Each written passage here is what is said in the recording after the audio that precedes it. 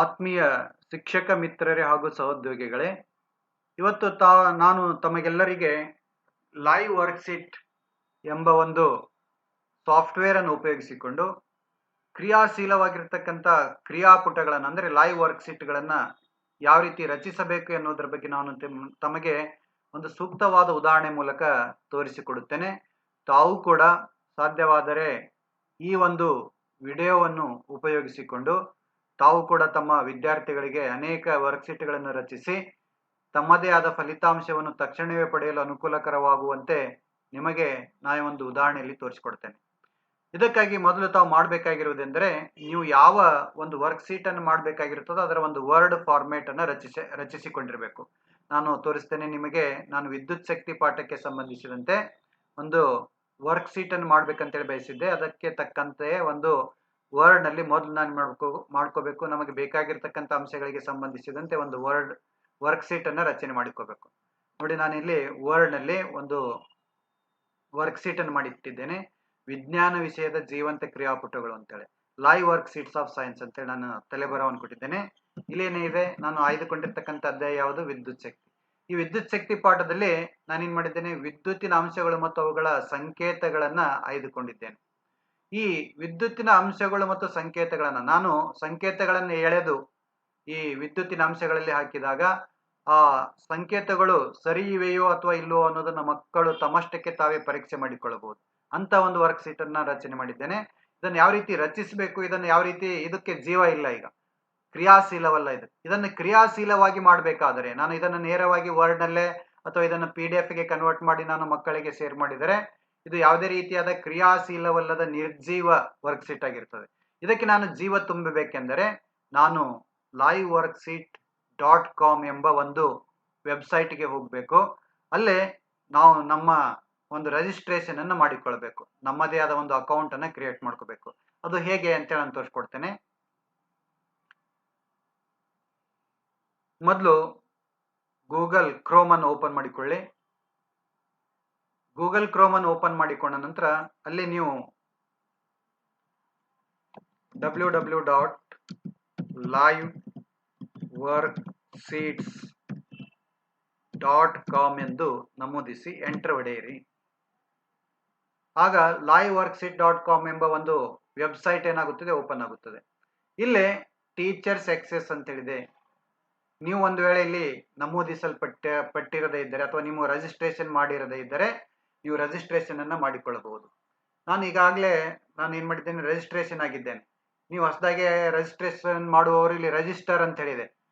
ನಿಮ್ಮ ಅಕೌಂಟ್ ಇರದೇ ಇದ್ದರೆ ನೀವು ರಿಜಿಸ್ಟರ್ ಮಾಡಿಕೊಳ್ಳಬಹುದು. ಅಲ್ಲಿ ಕೆಲವು ಮಾಹಿತಿಗಳನ್ನ ಕೇಳುತ್ತದೆ. ಆ ಮಾಹಿತಿಗಳನ್ನು ತುಂಬಿದ ತಕ್ಷಣ ನೀವು ಕೂಡ ರಿಜಿಸ್ಟರ್ ಆಗಬಹುದಲ್ಲಿ. ಯಾವ ರೀತಿ ಅನ್ನೋದನ್ನು ತೋರಿಸ್ತೇನೆ ನಾನು.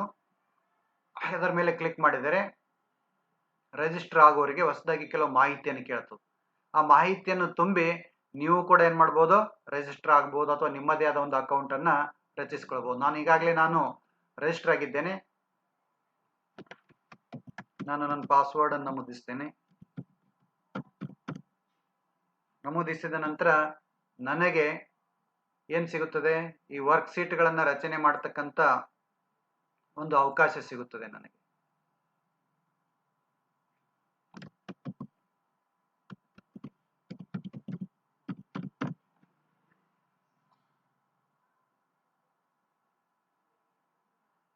ಓಕೆ, ನನಗೀಗ ಒಂದು ಅವಕಾಶ ಸಿಕ್ತು. ನಾನೇನ್ ಮಾಡ್ತೇನೆ, ಈಗ ನಾನು ಒಂದು ವರ್ಕ್ಶೀಟ್ ಅನ್ನು ರಚನೆ ಮಾಡಬೇಕಾಗಿದೆ ಹೊಸದಾಗಿ. ಅದಕ್ಕೆ ಬೇಕಾಗಿರ್ತಕ್ಕಂಥ ಕೆಲವು ಟ್ಯುಟೋರಿಯಲ್ಸ್ಗಳು ಕೂಡ, ಕೆಲವು ವಿಡಿಯೋಗಳು ಕೂಡ, ಅದನ್ನು ಕೂಡ ನೀವು ಯೂಸ್ ಮಾಡ್ಕೋಬಹುದು. ನಾನು ಈಗ ವರ್ಕ್ಶೀಟ್ ಅನ್ನ ಯಾವ ರೀತಿ, ಲೈವ್ ವರ್ಕ್ಶೀಟ್ ಅನ್ನು ಯಾವ ರೀತಿ ಮಾಡ್ಬೇಕು ಅನ್ನೋದ್ರ ಬಗ್ಗೆ ನಾನು ನಿಮಗೆ ತಿಳಿಸ್ಕೊಡ್ತೇನೆ. ನೋಡಿ, ನಾವಿಲ್ಲಿ ಮೇಕ್ ಇಂಟರಾಕ್ಟಿವ್ ವರ್ಕ್ಶೀಟ್ ಅಂತ ಹೇಳಿದೆ. ಅದರ ಮೇಲೆ ಕ್ಲಿಕ್ ಮಾಡಿದಾಗ ಗೆಟ್ ಸ್ಟಾರ್ಟೆಡ್ ಅಂತ ಹೇಳಿದೆ. ಅದರ ಮೇಲೆ ನಾವು ಕ್ಲಿಕ್ ಮಾಡಿದಾಗ ಈ ಒಂದು ಪುಟ ತೆರೆದುಕೊಳ್ಳುತ್ತದೆ. ಇಲ್ಲಿ ನಾವು ಮೊದಲೇನ್ ಮಾಡಬೇಕು, ಒಂದು ವರ್ಡ್ ಫಾರ್ಮೇಟ್ ನಲ್ಲಿ ಇರ್ತಕ್ಕಂಥ ಫಾರ್ಮೆಟ್ ನಲ್ಲಿದೆ. ಅದನ್ನು ನಾವೇನ್ ಮಾಡಬೇಕು, PDF ಗೆ ಮೊದಲು ಕನ್ವರ್ಟ್ ಮಾಡ್ಕೋಬೇಕು. ಅದನ್ನ ಯಾವ ರೀತಿ ಮಾಡ್ಬೇಕು ಅನ್ನೋದನ್ನ ನಾನು ಹೇಳ್ಕೊಡ್ತೀನಿ ಮಿತ್ರರೇ. ಇಲ್ಲಿ ನಾವು ವರ್ಡ್ ಓಪನ್ ಆಗಿದೆ. ಇದನ್ನ ನಾನು ಮೊದಲು ಏನ್ ಮಾಡ್ತೇನೆ, PDF ಆಗಿ ಕನ್ವರ್ಟ್ ಮಾಡ್ಕೊಳ್ತೇನೆ. ಫೈಲಿಗೆ ಹೋಗ್ಬೇಕು. ಫೈಲ್ ನಲ್ಲಿ ಸೇವ್ ಆಸ್ ಅಂತ ಹೇಳಿದೆ. ಸೇವ್ ಆಸ್ ಮೇಲೆ ಕ್ಲಿಕ್ ಮಾಡಬೇಕು. ಕ್ಲಿಕ್ ಮಾಡಿ ನಮಗೆ ಬೇಕಾದ ಸ್ಥಳದಲ್ಲಿ ಅಥವಾ ನಮ್ಮ ಬೇಕಾದ ಫೋಲ್ಡರ್ ಅಥವಾ ಡ್ರೈವ್ ನಲ್ಲಿ ನಾವೇನ್ ಮಾಡಬಹುದು, ಈ ಲೈವ್ ವರ್ಕ್ಶೀಟ್ ಅನ್ನು PDF ಆಗಿ ಕನ್ವರ್ಟ್ ಮಾಡ್ಕೋಬಹುದು. ನೋಡಿ, ಡಾಕ್ಯುಮೆಂಟ್ ಅಂತ ಹೇಳಿದೆ. ಇದರ ಮೇಲೆ ಕ್ಲಿಕ್ ಮಾಡಿ ಇಲ್ಲಿ ಏನಿದೆ PDF ಅಂತ ಹೇಳಿದೆ, ಅದರ ಮೇಲೆ ಕ್ಲಿಕ್ ಮಾಡಿದಾಗ ನಮ್ಮ ವರ್ಡ್ ಡಾಕ್ಯುಮೆಂಟ್ ಏನಿದೆ ಅದು PDF ಡಾಕ್ಯುಮೆಂಟ್ ಆಗಿ ಕನ್ವರ್ಟ್ ಆಗುತ್ತದೆ. ಆಗ ನಾವು ಇದರ ಮೇಲೆ ಸೇವ್ ಅಂತ ಹೇಳಿ ಕ್ಲಿಕ್ ಮಾಡಬೇಕು. ನೆನ್ಪಿಟ್ಕೊಳ್ಳಿ, ಈ ಲೈವ್ ವರ್ಕ್ ಶೀಟ್ಗಳು ಕೇವಲ ಯಾವುದರಲ್ಲಿ ವರ್ಕ್ ಆಗುತ್ತೆ ಅಂದ್ರೆ PDF ಪುಟಗಳನ್ನು ಮಾತ್ರ ನಾವು ಲೈವ್ ವರ್ಕ್ ಶೀಟ್ಗಳನ್ನಾಗಿ ಪರಿವರ್ತಿಸಬಹುದು. ನೆನ್ಪಿಟ್ಕೊಳ್ಳಿ, ಈಗ ನಾನು ಮಾಡಿರ್ತಕ್ಕಂಥ ವರ್ಡ್ ಫಾರ್ಮೇಟ್ ಏನಾಯ್ತು, PDF ಆಗಿ ಕನ್ವರ್ಟ್ ಆಯ್ತು, ಪರಿವರ್ತನೆ ಆಯ್ತು. ಅದನ್ನು ನಾವೀಗ ಉಪಯೋಗಿಸ್ಕೊಳ್ಳೋಣ. ನೋಡಿ, PDF ಆಗಿ ಕನ್ವರ್ಟ್ ಆಗಿರ್ತಕ್ಕಂಥ ಒಂದು ಫೈಲ್ ಇದೆ ಇಲ್ಲಿ. ಇದನ್ನು ನಾವು ಏನ್ ಮಾಡೋಣ, ಲೈವ್ ವರ್ಕ್ ಶೀಟ್ ಆಗಿ ನಾವು ಪರಿವರ್ತಿಸಲು ಉಪಯೋಗಿಸಿಕೊಳ್ಳೋಣ.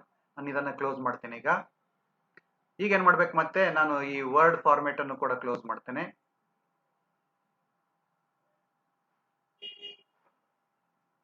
ಈಗ ನಮ್ಮ ವೆಬ್ಸೈಟ್ ಹೋಗೋಣ. ಇಲ್ಲಿ ಏನಿದೆ, ಚೂಸ್ ಫೈಲ್ ಅಂತ ಹೇಳಿದೆ. ಚೂಸ್ ಫೈಲ್ ನ ಮೇಲೆ ಕ್ಲಿಕ್ ಮಾಡಿ. ಲೈವ್ ವರ್ಕ್ ಶೀಟ್ ವೆಬ್ಸೈಟ್ ನಲ್ಲಿ ಚೂಸ್ ಫೈಲ್ ಅಂತ ಹೇಳಿ ಅದರ ಮೇಲೆ ಕ್ಲಿಕ್ ಮಾಡಿ. ಕ್ಲಿಕ್ ಮಾಡಿದಾಗ ನಾವು ಈಗಾಗಲೇ ಎಲ್ಲಿ ಸೇವ್ ಮಾಡಿದ್ದೇವೆ ಅನ್ನೋದನ್ನು ನೆನ್ಪಿಟ್ಕೊಳ್ಬೇಕು. ಜೀವಂತ ಪುಟಗಳನ್ನು ನಾವು ಈಗಾಗಲೇ ಒಂದು ಡ್ರೈವ್ ನಲ್ಲಿ ನಾನು ಸೇವ್ ಮಾಡಿದ್ದೇನೆ. ಅದನ್ನು PDF ನ ಮೇಲೆ ಕ್ಲಿಕ್ ಮಾಡಬೇಕು. PDF ನ ರೂಪದಲ್ಲಿ ಇರ್ತಕ್ಕಂಥ ಫೈಲ್ ನ ಮೇಲೆ ಕ್ಲಿಕ್ ಮಾಡಿ ಓಪನ್ ಅಂತ ಹೇಳಿ ನಾವು ಹೇಳ್ಬೇಕು. ಓಪನ್ ಅಂತ ಹೇಳಿದಾಗ ಆ ಫೈಲ್ ಓಪನ್ ಆಯ್ತು. ಇದನ್ನ ಏನ್ ಮಾಡ್ಬೇಕು, ನಾವೀಗ ಈ ವೆಬ್ಸೈಟ್ಗೆ ಅಂದ್ರೆ ಲೈವ್ ವರ್ಕ್ ಶೀಟ್ ವೆಬ್ಸೈಟ್ಗೆ ಅಪ್ಲೋಡ್ ಮಾಡ್ಬೇಕು ನಾವು ಅದನ್ನು. ಮತ್ತು ನೆನ್ಪಿಟ್ಕೊಳ್ಳಿ, ಯಾವಾಗಲೂ ನಾವು ಮಾಡಿರ್ತಕ್ಕಂಥ ಈ PDF ನ ಫೈಲ್ ಅಥವಾ ಸೈಜ್ ಏನಾಗಿರ್ಬೇಕು, 5 MB ಗಿಂತ ಕಡಿಮೆ ಇರಬೇಕು. ಒಂದು ವೇಳೆ ಅದು 5 MB ಗಿಂತ ಕಡಿಮೆ ಹೆಚ್ಚಾಗಿದ್ದರೆ ಅಪ್ಲೋಡ್ ಆಗುವುದಿಲ್ಲ. ಹಾಗೂ ಜೊತೆಗೆ ಇನ್ನೊಂದಂದ್ರೆ ಯಾವ ಫಾರ್ಮೆಟ್ ನಲ್ಲಿ ಇರ್ಬೇಕಂದ್ರೆ, ನಾವು ಲೈವ್ ವರ್ಕ್ ಶೀಟ್ ಅನ್ನು ಮಾಡ್ತಕ್ಕಂಥ ಫಾರ್ಮೆಟ್ ಯಾವಾಗಲೂ ಏನಾಗಿರ್ಬೇಕು, PDF ಆಗಿರ್ಬೇಕು ಅಥವಾ JPG ಅಥವಾ PNG ಫಾರ್ಮೆಟ್ ನಲ್ಲಿ ಇರಬೇಕು. ಅಂದಾಗ ಮಾತ್ರ ಅಪ್ಲೋಡ್ ಆಗುತ್ತದೆ. ಈಗ ನಾನು ಏನ್ ಮಾಡ್ತೇನೆ, ನನ್ನೊಂದು PDF ಫಾರ್ಮೆಟ್ ನ ರೂಪದಲ್ಲಿದೆ, ನಾನು ಅದನ್ನ ಅಪ್ಲೋಡ್ ಮಾಡ್ತೇನೆ.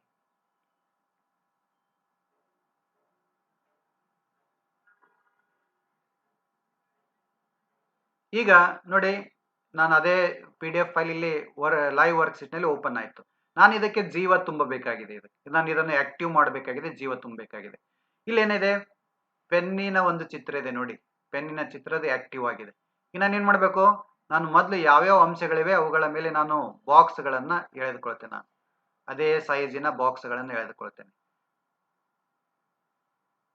ಎಲ್ಲಾ ಕಡೆ ನನ್ನ ಉತ್ತರ ಮತ್ತು ಪ್ರಶ್ನೆ ಎರಡಕ್ಕೂ ಕೂಡ ನಾನು ಬಾಕ್ಸ್ ಗಳನ್ನು ಎಳೆದುಕೊಳ್ತೇನೆ.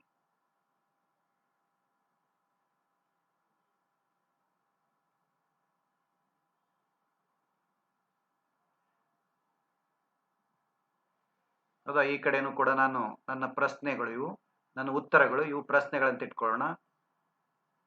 ಅವುಗಳ ಮೇಲೆ ನಾನು ಕಂಪಲ್ಸರಿ ಬಾಕ್ಸ್ ಗಳನ್ನು ಎಳೆದುಕೊಳ್ತೇನೆ. ಇದೇನಿದೆ, ಒಂದು ಡ್ರ್ಯಾಗ್ ಅಂಡ್ ಡ್ರಾಪ್, ಎಳೆದು ಹಾಕುವ ಒಂದು ಚಟುವಟಿಕೆ, ಕ್ರಿಯಾ ಚಟುವಟಿಕೆ. ಹೇಗೆ ಇದನ್ನು ಮಾಡ್ಬೇಕು ಅನ್ನೋದನ್ನ ನಮಗೆ ತಿಳಿಸ್ಕೊಡ್ತಾ ಇದ್ದೇನೆ. ಮೊದಲು ಎಲ್ಲದಕ್ಕೂ ನಾನು ಬಾಕ್ಸ್ ಹಾಕೊಳ್ಳೋಣ. ಈಗ ನಾನು ಬಾಕ್ಸ್ ಹಾಕಿಕೊಳ್ಳುವ ಕೆಲಸ ಮುಗಿತು. ಈಗ ನೋಡಿ, ನಾನು ಈಗ ಈ ಸಂಕೇತಗಳನ್ನ ವಿದ್ಯುತ್ತಿನ ಅಂಶಗಳ ಮೇಲೆ ಎಳೆದು ಹಾಕಬೇಕಾಗಿದೆ. ಅದಕ್ಕಾಗಿ ನಾನು ಏನ್ ಮಾಡ್ಬೇಕು, ಇವುಗಳಿಗೆ ಕೆಲವು ಸೂಚನೆಗಳನ್ನ ಕೊಡ್ಬೇಕು. ನಾವು ಈ ಕ್ರಿಯಾಪುಟಕ್ಕೆ ಸೂಚನೆಗಳನ್ನು ಕೊಡ್ಬೇಕು, ಕಮಾಂಡ್ಸ್ ಅನ್ನು ಕೊಡ್ಬೇಕು. ಆ ಕಮಾಂಡ್ ನಲ್ಲಿ ಮೊದಲೇದಾಗಿ ನಾವು ನೋಡಿ, ಇವೆಲ್ಲ ಎಳೆದು ಹಾಕಲಾಗುವ ಬಾಕ್ಸ್ಗಳು, ಇದು ಎಳೆದು ಹಾಕುವ ಬಾಕ್ಸ್ಗಳು. ಇದು ಡ್ರಾಪ್ ಬಾಕ್ಸ್, ಇದಕ್ಕೆ ಡ್ರ್ಯಾಗ್ ಬಾಕ್ಸ್ ಅಂತ ಹೇಳಿ ಕರೀತೀವಿ. ಡ್ರ್ಯಾಗ್ ಅಂದ್ರೆ ಎಳೆಯುವುದು, ಡ್ರಾಪ್ ಅಂದ್ರೆ ಹಾಕುವುದು. ನಾನು ಏನ್ ಮಾಡ್ತೀನಿ, ಇವುಗಳಿಗೆಲ್ಲ ನಾನು ಏನ್ ಮಾಡ್ತೀನಿ, ಸಂಕೇತಗಳನ್ನು ಕೊಡ್ತೇನೆ, ಕೋಡ್ ಅನ್ನು ಹಾಕ್ತೇನೆ. ಡ್ರಾಪ್ ಬಾಕ್ಸ್, ಡ್ರಾಪ್ 1 ಅಂತ ಹಾಕ್ತೇನೆ. ಡ್ರಾಪ್ ರೇಷಿಯೋ ಅಂದ್ರೆ ಇಷ್ಟು ಚಿಹ್ನೆ ಹಾಕ್ಬೇಕು, ಆಮೇಲೆ 1 ಹಾಕ್ಬೇಕು. ನಾನು ಏನ್ ಮಾಡ್ತೇನೆ, ಅದನ್ನೇ ಕಾಪಿ ಮಾಡ್ಕೊಂಡು ಡ್ರಾಪ್ 2 ಅಂತ ಹಾಕ್ತೇನೆ. Drop 3 box, drop 4 box. ಎಷ್ಟು ಬಾಕ್ಸ್ಗಳಿರ್ತವೆ, 10 ಬಾಕ್ಸ್ ಇದ್ರೆ ನೀವು ಅವುಗಳಿಗೆ ಸೀರಿಯಲ್ ನಂಬರ್ ಕೊಡ್ತಾ ಹೋಗ್ಬೇಕು. ಈಗ ಡ್ರಾಪ್ 5 ಇದೆ. ಈಗ ನಾವು ಈ ಡ್ರ್ಯಾಗ್ ಬಾಕ್ಸ್ ಗಳನ್ನ ಹಾಕೋಣ. ನೋಡಿ, ವಿದ್ಯುತ್ ರೋಧದ ಸಂಕೇತ ನಮಗೆ ಗೊತ್ತಿದೆ, ಯಾವ್ದಿದೆ, ಇದು ವಿದ್ಯುತ್ ರೋಧದ ಸಂಕೇತ. ಅಲ್ಲಿ ಏನ್ ಮಾಡ್ಬೇಕು, ನಾನು ಡ್ರ್ಯಾಗ್, ನೆನ್ಪಿಟ್ಕೊಳ್ಳಿ, ಡ್ರ್ಯಾಗ್ 1, ಡ್ರಾಪ್ 1 ಅನ್ನು ಡ್ರ್ಯಾಗ್ 1 ಅನ್ನು ಎಳೆದು ಹಾಕ್ಬೇಕು. ನಾವು ಡ್ರಾಪ್ 1 ನಲ್ಲಿ ಎಳೆದು ಹಾಕ್ಬೇಕು, ಅದಕ್ಕೆ ಡ್ರ್ಯಾಗ್ 1 ಅಂತ ಹೇಳಿ ಕೊಟ್ಟಿದ್ದೇನೆ ನಾನು. ಅಮ್ಮೀಟರ್ ನ ಒಂದು ಸಂಕೇತ ಯಾವ್ದಿದೆ, ಇದೆ ಎರಡನೇದು, ಅದಕ್ಕೆ ಇದಕ್ಕೆ ಏನ್ ಮಾಡ್ತೀನಿ, ಡ್ರ್ಯಾಗ್ 2 ಅಂತ ಹೇಳಿ ಕೊಡ್ತೇನೆ ನಾನು. ಮೂರನೇದು ಯಾವ್ದಿದೆ, ವಿದ್ಯುತ್ ಕೋಶ ಇದೆ, ವಿದ್ಯುತ್ ಕೋಶದ ಸಂಕೇತ ಇಲ್ಲಿದೆ, ಇದಕ್ಕೆ ನಾನು ಏನ್ ಮಾಡ್ತೀನಿ, ಡ್ರ್ಯಾಗ್ 3 ಅಂತ ಹೇಳಿ ಕೊಡ್ತೇನೆ. ಇನ್ನ ಮುಚ್ಚಿದ ಪ್ಲಗ್ ಕೀ ಅಂತ ಹೇಳಿದೆ, ಇದು ಮುಚ್ಚಿದ ಪ್ಲಗ್ ಕೀ, ಇದಕ್ಕೆ ನಾನು ಡ್ರ್ಯಾಗ್ 4 ಅಂತ ಹೇಳಿ ಕೊಡ್ತೇನೆ. ಈಗ ಇನ್ನೊಂದಿದೆ, ಯಾವ್ದಿದೆ, ವಿದ್ಯುತ್ ಬಲ್ಬ್ ಅಂತ ಹೇಳಿದೆ, ವಿದ್ಯುತ್ ಬಲ್ಬ್ ಎಲ್ಲಿದೆ, ಇಲ್ಲಿದೆ, ಇದಕ್ಕೆ ನಾನು ಏನ್ ಮಾಡ್ತೇನೆ, ಡ್ರ್ಯಾಗ್ 5 ಅಂತ ಹೇಳಿ ಕೊಡ್ತೇನೆ. ನೋಡಿ, ಇದು ಕೇವಲ 10 ಅಂಕಗಳನ್ನ ನಾವು ಯಾವುದೇ ಎಷ್ಟೇ ಮಾರ್ಕ್ಸ್ ನಲ್ಲಿ ಮಾಡಿದ್ರು ಕೂಡ ಅದನ್ನೆಲ್ಲವನ್ನು 10 ಅಂಕಗಳಾಗಿ ಪರಿವರ್ತಿಸಿಕೊಳ್ತದೆ. ನೀವು 10 ಪ್ರಶ್ನೆಗಳನ್ನು ಕೊಟ್ಟಿದ್ದರೆ ಅಥವಾ 10 ಚಟುವಟಿಕೆಗಳನ್ನು ಈ ಒಂದು ಪುಟದಲ್ಲಿ ನೀಡಿದರೆ ಒಂದೊಂದು ಚಟುವಟಿಕೆಗೂ ಒಂದೊಂದು ಅಂಕ. ನಾನು ಇಲ್ಲಿ ಕೇವಲ 5 ಚಟುವಟಿಕೆಗಳನ್ನು ಕೊಟ್ಟಿದ್ದೇನೆ. 5 ಬಾಕ್ಸ್ಗಳಿವೆ. ಒಂದು ಕರೆಕ್ಟ್ ಆದ್ರೆ 2 ಮಾರ್ಕ್ಸ್ ಸಿಗುತ್ತದೆ. ಈಗ ನಾನು ಮಾಡಿರ್ತಕ್ಕಂಥದ್ದು ಇದು ನಾನು ರೆಡಿ ಆಯ್ತು. ಈಗ ಇದು ನಾನು ಸರಿ ಇದೆಯೋ ಅಥವಾ ಇಲ್ಲವೋ ಅಂತ ಒಂದು ಸಲ ಪರೀಕ್ಷೆ ಮಾಡ್ಕೋಬೇಕು. ಅದನ್ನ ಪ್ರಿವ್ಯೂ ಅಂತ ಹೇಳಿ ಕರಿತೀವಿ. ಇಲ್ಲಿ ಮೇಲ್ಭಾಗದಲ್ಲಿ ನೋಡ್ತಾ ಇದ್ರಿ ಶಿಕ್ಷಕ ಮಿತ್ರರೇ, ಇಲ್ಲಿ ಪ್ರಿವ್ಯೂಗೆ ನಾನು ಕ್ಲಿಕ್ ಮಾಡ್ತೇನೆ. ಕ್ಲಿಕ್ ಮಾಡಿ ಚೆಕ್ ಮಾಡಿಕೊಳ್ಬಹುದು. ಒಂದು ವೇಳೆ ನಾನು ಏನಾದರೂ ತಪ್ಪು ಮಾಡಿದ್ದರೆ ಅದನ್ನು ನಾನು ತಿದ್ದುಕೊಳ್ಳಲಿಕ್ಕೂ ಕೂಡ ಅವಕಾಶ ಇರ್ತದೆ, ಎಡಿಟ್ ಮಾಡೋದಕ್ಕೂ ಕೂಡ ಅವಕಾಶ ಇರ್ತದೆ. ಅದಕ್ಕಾಗಿ ನಾನು ಏನ್ ಮಾಡ್ತೇನೆ, ಇಲ್ಲಿ ನಾನು ಚೆಕ್ ಮಾಡ್ತೇನೆ. ನಾನೀಗ ಈಗ ವಿದ್ಯುತ್ ರೋಧ ಇದೆ, ಅದರ ಸಂಕೇತ ಯಾವ್ದಿದೆ ಇಲ್ಲಿದೆ, ಅದು ನಾನು ಇದನ್ನು ಎಳೆದು ಹಾಕ್ತೇನೆ. ಇಲ್ಲಿ ಡ್ರ್ಯಾಗ್ ಅಂಡ್ ಡ್ರಾಪ್ ಅಂತ ಹೇಳಿ, ಹೌದಾ? ಒಂದನೇದಾಯ್ತು. ಎರಡನೇದು ಯಾವ್ದಿದೆ, ಅಮ್ಮೀಟರ್ ಇದೆ ನೋಡ್ರಿ. ಈಗ ಅದು ಕ್ರಿಯಾಶೀಲವಾಗಿದೆ, ಆಕ್ಟಿವ್ ಆಗಿದೆ. ಇದಕ್ಕಿಂತ ಮೊದಲು ಆಕ್ಟಿವ್ ಆಗಿರಲಿಲ್ಲ, ನಾವು ಎಳೆದ್ರು ಕೂಡ ಬರ್ತಾ ಇರಲಿಲ್ಲ ಯಾವ. ವಿದ್ಯುತ್ ಕೋಶ ಇದೆ, ವಿದ್ಯುತ್ ಕೋಶ ಇಲ್ಲಿದೆ. ವಿದ್ಯುತ್ ಕೋಶವನ್ನು ಇಲ್ಲಿ ಎಳೆದು ಹಾಕ್ತೇನೆ ನಾನು. ಮುಚ್ಚಿದ ಪ್ಲಗ್ ಕೀ ಇದೆ, ಈ ಮುಚ್ಚಿದ ಪ್ಲಗ್ ಕೀ ಎಲ್ಲಿದೆ, ಇಲ್ಲಿದೆ. ಇದರ ಮೇಲೆ ಎಳೆದು ಹಾಕ್ತೇನೆ ನಾನು. ನಾಲ್ಕನೇದೇನಿದೆ, ವಿದ್ಯುತ್ ಬಲ್ಬ್ ಇದೆ, ವಿದ್ಯುತ್ ಬಲ್ಬ್ ಅನ್ನು ಕೂಡ ಎಳೆದು ಹಾಕ್ತೇನೆ. ಈಗ ಹಾಕಿ ನಾನು ಮಾಡಿರ್ತಕ್ಕಂಥದ್ದು ಸರಿ ಇದೆಯೋ ಅಥವಾ ಇಲ್ಲ ಅಂತೇಳಿ ಪರೀಕ್ಷೆ ಮಾಡಬೇಕಾದ್ರೆ ಪ್ರತಿ ಲೈವ್ ವರ್ಕ್ ಶೀಟ್ ನ ಕೆಳಗಡೆ ಒಂದು ಫಿನಿಶ್ ಅಂತೇಳಿ ಬಟನ್ ಇರುತ್ತದೆ. ಅದರ ಮೇಲೆ ನಾವು ಕ್ಲಿಕ್ ಮಾಡಿ ನಮ್ಮ ಅಂಕಗಳನ್ನು ಪರೀಕ್ಷೆ ಮಾಡಿಕೊಳ್ಬೇಕು. ಪರೀಕ್ಷೆ ಮಾಡಿಕೊಂಡಾಗ ನಮ್ಮ ಅಂಕಗಳು ನಮೂದೇ ಆಗ್ತವೆ. ಎಲ್ಲಾಗ್ತವೆ, ಮೇಲ್ಭಾಗದಲ್ಲಿ ನೋಡಿ 10ಕ್ಕೆ 10 ಅಂಕಗಳು ಬಂತು. ವಿದ್ಯಾರ್ಥಿಗಳು ಈ ರೀತಿ ಮಾಡಿದ್ರೆ ತಕ್ಷಣವೇ ಅವರು ಮಾಡಿರ್ತಕ್ಕಂಥ ಅಂಶಗಳು ಕರೆಕ್ಟ್ ಆಗ್ತವೆ. ನಾನು ಕೇವಲ 5 ಅಂಶಗಳನ್ನು ತೆಗೆದುಕೊಂಡಿದ್ದೇನೆ, ಒಂದೊಂದಕ್ಕೆ 2 ಅಂಶ ಅದುವೇ ನಿಗದಿ ಮಾಡಿಕೊಂಡಿರ್ತವೆ. ಒಂದು ವೇಳೆ ನಾನು ಇಲ್ಲಿ ಇಂಥ 10 ಅಂಶಗಳನ್ನು ನೀಡಿದರೆ ಒಂದೊಂದಕ್ಕೂ ಕೂಡ 10. ನಾನು ಇಲ್ಲಿ ಯಾವ್ದಾದ್ರು ಒಂದು ತಪ್ಪು ಮಾಡಿದ್ದರೆ ಅದೇನಾಗ್ತಿತ್ತು, ನನ್ನ ಅಂಕಗಳು 8 ಆಗ್ತಿತ್ತು. 2 ತಪ್ಪು ಮಾಡಿದ್ರೆ 6 ಆಗ್ತಿತ್ತು. ಈ ರೀತಿ ಅಂಕಗಳನ್ನು ನಿಗದಿಪಡಿಸುತ್ತದೆ. ಈಗ ನಾವು ವರ್ಕ್ ಶೀಟ್ ಅನ್ನು ನಾವು ರೆಡಿ ಮಾಡಿದ್ವಿ. ಇಷ್ಟಾದ ನಂತರ ಏನ್ ಮಾಡ್ಬೇಕು ನಾವು, ನೆಕ್ಸ್ಟ್ ಇದನ್ನು ನಾವು ಏನಿದೆ ಇಲ್ಲಿ ನೋಡಿ, ರೈಟ್ ಮಾರ್ಕ್ ಇದೆ, ಸೇವ್ ಅಂತೇಳಿ ಇದನ್ನು ಸೇವ್ ಮಾಡ್ಕೋಬೇಕು. ಹಾಗೆ ಬಿಟ್ರೆ ಮುಗಿದೋಗುತ್ತಿದೆ. ಇಲ್ಲಿಂದ ನಾವು ಹೊರಗೆ ಬಂದ್ರೆ ನಾವು ಮಾಡಿರ್ತಕ್ಕಂಥ ಎಲ್ಲ ಕೆಲಸ ವೇಸ್ಟ್ ಆಗುತ್ತೆ. ಅದಕ್ಕೆ ನಾವು ಮೊದಲು ಇದನ್ನು ಏನ್ ಮಾಡ್ಕೋಬೇಕು, ಸೇವ್ ಮಾಡ್ಕೋಬೇಕು. ಸೇವ್ ಮಾಡಿಕೊಂಡ ನಂತರ ನಮಗೆ 2 ಆಪ್ಷನ್ಸ್ ಗಳನ್ನು ಕೇಳುತ್ತೆ, 2 ಆಯ್ಕೆಗಳನ್ನು ಕೇಳುತ್ತೆ. Would you like to share your worksheet? ನಿಮ್ಮ ಮಾಡಿರ್ತಕ್ಕಂಥ ವರ್ಕ್ ಶೀಟ್ ಅನ್ನು ನೀವು ಹಂಚಿಕೊಳ್ಳಲು, ಇತರರೊಂದಿಗೆ ಹಂಚಿಕೊಳ್ಳಲು ಬಯಸುತ್ತೀರಾ ಅಂತ ಹೇಳಿ. ಹೌದು, ನಾನು ಹಂಚಿಕೊಳ್ಳಲು ಬಯಸ್ತೀನಿ. ಅದಕ್ಕೆ ಏನ್ ಮಾಡ್ತೀನಿ, ಇದರ ಮೇಲೆ ಕ್ಲಿಕ್ ಮಾಡ್ತೇನೆ. ಇಲ್ಲದೇ ಇದ್ರೆ ನೀವು no I want to keep it private, ಅದನ್ನು ನೀವು ಸೆಪರೇಟ್ ಆಗಿ ಇಟ್ಕೊಳ್ಬೇಕಾದ್ರೆ ಯಾರ ಜೊತೆ ಹಂಚಿಕೊಳ್ಳದೆ ನಿಮ್ಮಷ್ಟಕ್ಕೆ ನಾವು ಯೂಸ್ ಮಾಡಬೇಕಾಗಿದ್ದರೆ ಅದನ್ನು ಪ್ರೈವೇಟ್ ಆಗಿ ಇಟ್ಟುಕೊಳ್ಬಹುದು. ನಾನು ಇಲ್ಲಿ ಎಲ್ಲರೊಂದಿಗೆ ಹಂಚಿಕೊಳ್ಳಲು ಬಯಸ್ತೀನಿ, ಅದಕ್ಕಾಗಿ ನಾನು ಇದರ ಮೇಲೆ ಕ್ಲಿಕ್ ಮಾಡ್ತೇನೆ. ಕ್ಲಿಕ್ ಮಾಡಿದಾಗ ಇಲ್ಲಿ ಕೆಲವು ಮಾಹಿತಿಗಳನ್ನು ಕೇಳ್ತದೆ. Please enter the following information. ಮಾಹಿತಿಯನ್ನು ನಾವು ತುಂಬಬೇಕಿಲ್ಲಿ. ಏನಿದೆ ಇದು, live worksheet, live worksheet on electricity.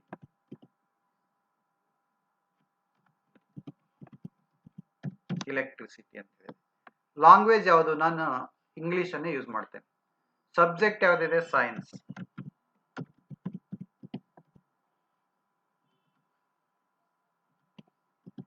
Science subject ಇದೆ.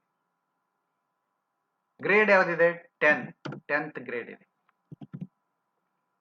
ಕಂಟೆಂಟ್ ಏನಿದೆ, ಎಲೆಕ್ಟ್ರಿಸಿಟಿ. ಎಲೆಕ್ಟ್ರಿಸಿಟಿ. ಅದರ್ ಕಂಟೆಂಟ್ಸ್,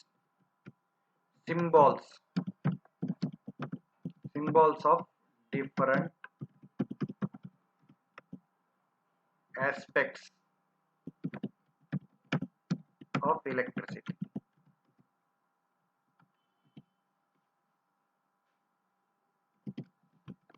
ನಾನು ಮಾಡ್ತೇನೆ. ಈಗ ಏಜ್ ಕೇಳ್ತಾರೆ, ಯಾವ ವಯಸ್ಸಿನ ಮಕ್ಕಳಿಗೆ ನಾವು ಇದನ್ನು ಕೊಡಬಹುದು ಅಂದ್ರೆ 15ರಿಂದ 16. ಸಾಮಾನ್ಯವಾಗಿ SSLC ವಿದ್ಯಾರ್ಥಿಗಳು ಇರ್ತಾರೆ. ಇಲ್ಲಿ ನಾವು ವಿವರಣೆಯನ್ನು ಕೂಡ ಕೊಡಬಹುದು. ಡ್ರ್ಯಾಗ್ ಅಂಡ್ ಡ್ರಾಪ್, ನಾನು ಸಿಂಪಲ್ ಆಗಿ ಡ್ರ್ಯಾಗ್ ಅಂಡ್ ಡ್ರಾಪ್.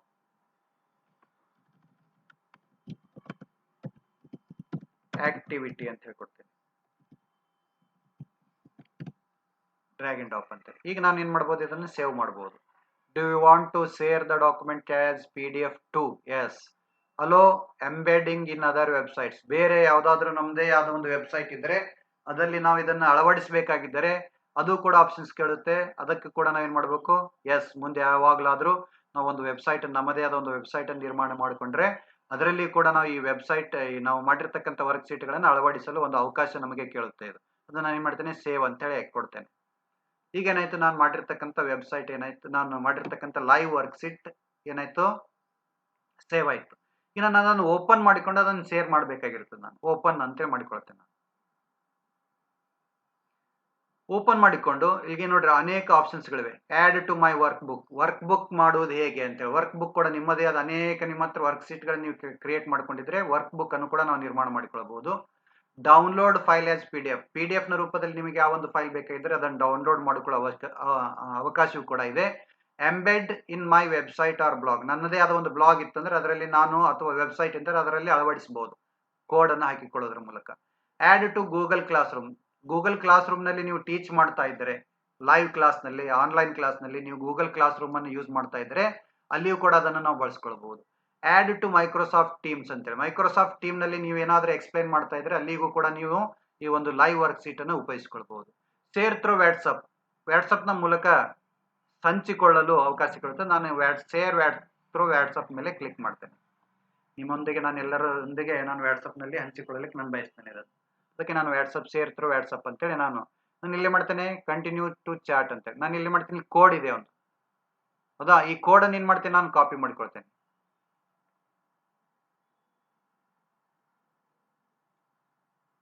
ಸೆಲೆಕ್ಟ್ ಮಾಡ್ಕೊಳ್ತೇನೆ, ಇಡೀ ಕೋಡ್ ಅನ್ನು ನಾನು ಸೆಲೆಕ್ಟ್ ಮಾಡ್ಕೊಳ್ತೇನೆ. ಸೆಲೆಕ್ಟ್ ಮಾಡಿಕೊಂಡು Ctrl+C ಹೊಡಿತೇನೆ, ಕಾಪಿ ಆಗುತ್ತೆ ಅದು. ನೋಡಿ ವಾಟ್ಸಪ್ ಓಪನ್ ಆಗಿದೆ ಈಗ ಆಲ್ರೆಡಿ. ಈ ಓಪನ್ ಆಗಿರ್ತಕ್ಕಂಥ ವಾಟ್ಸಪ್ ನಲ್ಲಿ ನಾನು ಒಂದು ಗುಂಪಿಗೆ ಈ ಒಂದು ಚಟುವಟಿಕೆಯನ್ನು ಹಂಚಿಕೊಳ್ಳಲಿಕ್ಕೆ ನಾನು ಬಯಸ್ತೇನೆ. ಡಿವಿಷನ್ ಸೈನ್ಸ್ ಟೀಮ್ ಅಂತ ಹೇಳಿದೆ, ಆ ಒಂದು ಟೀಮಿಗೆ ನಾನು ಈ ವಾಟ್ಸಪ್ ಅನ್ನ, ಈ ಒಂದು ವರ್ಕ್ ಶೀಟ್ ಅನ್ನು ಹಂಚಿಕೊಳ್ಳಲಿಕ್ಕೆ ಬಯಸ್ತೇನೆ. ನಾನು ಅದಕ್ಕಿಂತ ಮೊದಲು ನಾನು ಕೆಲವು ಅಂಶಗಳನ್ನ ಟೈಪ್ ಮಾಡ್ಬೇಕು, ಅಂದ್ರೆ ಮಾಹಿತಿ ಕೊಡಬೇಕು. ಯಾರು ಬಳಸ್ತಾರೋ ಅವರಿಗೆ ನಾನು ಕೆಲವು ಮಾಹಿತಿ ಕೊಡಬೇಕು. ವಿದ್ಯಾರ್ಥಿಗಳೇ ಅಂತೇಳಿ, ಅಥವಾ ಮಿತ್ರರೇ,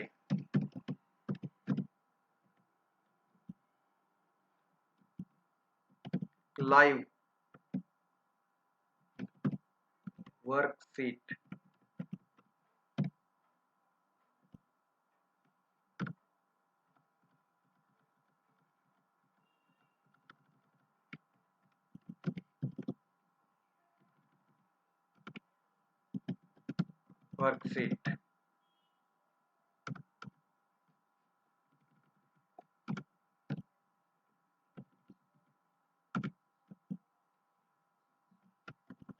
ಮಾಡುವುದು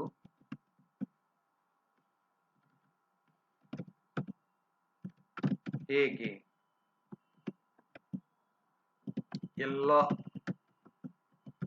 ಶಿಕ್ಷಕರು ಕಲಿಯಬೇಕಾದ ಪ್ರಮುಖವಾದ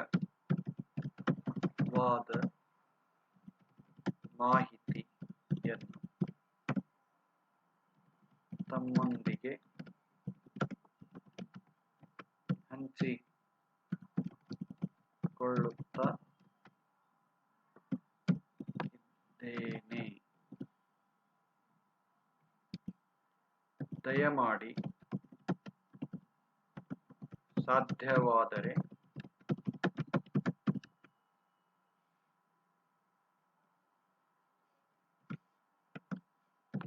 ತಾವು ಕೂಡ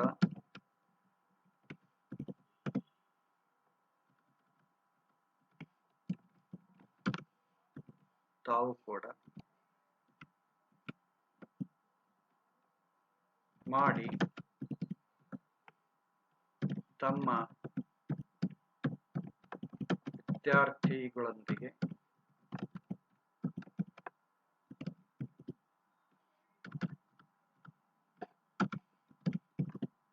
ಹಂಚಿಕೊಳ್ಳಿ.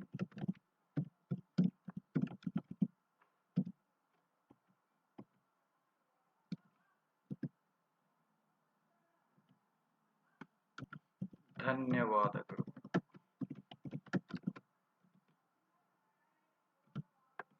ಈಗ ನಾನು ಇಷ್ಟೆಲ್ಲ ಮಾಹಿತಿಯನ್ನು ಕೊಟ್ಟು, ಸೂಚನೆಯನ್ನು ಕೊಟ್ಟು, ನಾನು ಕಾಪಿ ಮಾಡಿಕೊಂಡಿರ್ತಕ್ಕಂಥ ಈ ವಾಟ್ಸಪ್ನ ಒಂದು ಕೋಡನ್ನು ನಾನು ಪೇಸ್ಟ್ ಮಾಡ್ತೇನೆ. ಪೇಸ್ಟ್ ಮಾಡಿದ ತಕ್ಷಣ ಏನು ಮಾಡ್ಬೋದು, ಇದನ್ನು ಶಿಕ್ಷಕರೊಂದಿಗೆ ಮಾಡ್ಕೋಬಹುದು, ನಾನು ಹಂಚಿಕೊಳ್ಬಹುದು. ನೋಡಿ, live worksheet on electricity work sheet ಅಂತೇಳಿ ಒಂದು. ಈಗ ನಾನು ಏನು ಮಾಡ್ತೀನಿ, ಶೇರ್ ಮಾಡ್ತೇನೆ. ಶೇರ್ ಮಾಡಿದ ತಕ್ಷಣ ಇದು ಅದಕ್ಕೆ ಒಂದು ಲಿಂಕ್ ಕ್ರಿಯೇಟ್ ಆಯಿತು. ಆ ಲಿಂಕ್ ಮೇಲೆ ಕ್ಲಿಕ್ ಮಾಡಿದರೆ ನೇರವಾಗಿ ನಾವು ಏನು ಮಾಡ್ತೇವೆ, ವರ್ಕ್ ಶೀಟ್ಗೆ ಹೋಗುತ್ತೇವೆ. ಹೀಗೆ ಆತ್ಮೀಯ ಶಿಕ್ಷಕ ಮಿತ್ರರೇ, ನಾವು ಯಾವುದೇ ಒಂದು ವಿಷಯದ ಮೇಲೆ ಲೈವ್ ವರ್ಕ್ ಶೀಟ್ ಅನ್ನ ಸೂಕ್ತವಾದ ರೀತಿಯಲ್ಲಿ ರಚಿಸಿ ನಮ್ಮ ವಿದ್ಯಾರ್ಥಿಗಳನ್ನು ಹಾಗೂ ನಮ್ಮನ್ನು ನಾವು ಕ್ರಿಯಾಶೀಲರನ್ನಾಗಿ ಮಾಡಿಕೊಳ್ಳಬಹುದು. ಇಲ್ಲಿಯವರೆಗೆ ತಾವೆಲ್ಲರೂ ಅತ್ಯಂತ ಕುತೂಹಲದಿಂದ ಈ ಒಂದು ವಿಡಿಯೋವನ್ನು ವೀಕ್ಷಿಸಿದ್ದಕ್ಕಾಗಿ ತಮಗೆಲ್ಲರಿಗೂ ಧನ್ಯವಾದಗಳು. ತಮ್ಮ ಯಾವುದಾದರೂ ಸಲಹೆ ಮತ್ತು ಸೂಚನೆಗಳಿದ್ದರೆ ದಯಮಾಡಿ ತಾವು ನನ್ನ ವಿಡಿಯೋದ ಕೆಳಗಡೆ ಇರತಕ್ಕಂಥ ಕಮೆಂಟ್ ಬಾಕ್ಸ್ನಲ್ಲಿ ನಮೂದಿಸಬಹುದು. ಸಾಧ್ಯವಾದಷ್ಟು ಮಟ್ಟಿಗೆ ಎಲ್ಲ ಶಿಕ್ಷಕರಿಗೆ ಅದನ್ನು ಹಂಚಿಕೊಳ್ಳಲು ಪ್ರಯತ್ನಿಸುವಿರಿ ಎಂದು ನಾನು ಆಶಿಸುತ್ತಾ ಒಂದು ಅವಕಾಶವನ್ನು ತಮಗಾಗಿ ಪಡೆದುಕೊಂಡಿದ್ದಕ್ಕಾಗಿ, ಈ ಅವಕಾಶ ತಾವು ವೀಕ್ಷಿಸಿದ್ದಕ್ಕಾಗಿ ತಮಗೆಲ್ಲರಿಗೂ ಧನ್ಯವಾದಗಳನ್ನು ತಿಳಿಸ್ತಾ ಇದ್ದೇನೆ.